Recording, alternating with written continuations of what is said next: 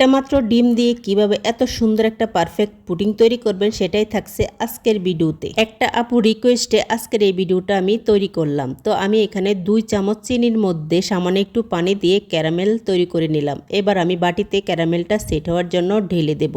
Caramel কিন্তু গরম অবস্থাতেই বাটিতে ঢেলে নিতে হয়, কারণ ঠান্ডা হলে এটা শক্ত হয়ে যায়। তো আমি ভালো করে বাটিতে ছড়িয়ে দিলাম। এবার বাটিটা সাইডে রেখে আমি বাকি উপকরণগুলো রেডি করে নেব। তার জন্য আমি এখানে একটা ডিম নিয়েছি এবং হাফ কাপ দুধ নিয়েছি। এটা কিন্তু গুঁড়া দুধ আমি পানিতে মিশিয়ে নিয়েছি। এবার এখানে আমি 1 পিস পাউরুটি দিয়ে দেব। যারা পুডিং তৈরি করলে পুডিং একদমই জমে না, তারা অবশ্যই এই স্টেপটা ফলো করবেন। এবার এখানে হাফ কাপ চিনি, সামান্য লবণ দিয়ে ভালো করে ব্লেন্ডার জারে ব্লেন্ড করে নেব। তবে আপনারা চাইলে হাত দিয়েও ভালো করে মিশিয়ে নিতে পারেন, তবে আমার কাছে সময় এতটা নাই, তাই আমি ব্লেন্ড করে নিলাম। দেখুন বাটিতে কিন্তু ক্যারামেলটা সেট হয়ে গেছে। এবার ছাঁকনি দিয়ে ভালো করে ছেঁকে মিশ্রণটা ঢেলে দেব। অবশ্যই কিন্তু ক্যারামেলের মিশ্রণ ছেঁকে দিতে হবে, তা না হলে কখনোই আপনার পুডিং পারফেক্ট হবে না। এবার পাতিলে সামান্য পরিমাণ পানি দিয়ে তার উপর একটা স্ট্যান্ড বসিয়ে আমি বাটিটা বসিয়ে দিলাম। এবার ঢাকনাটা দিয়ে 20 মিনিটের মতো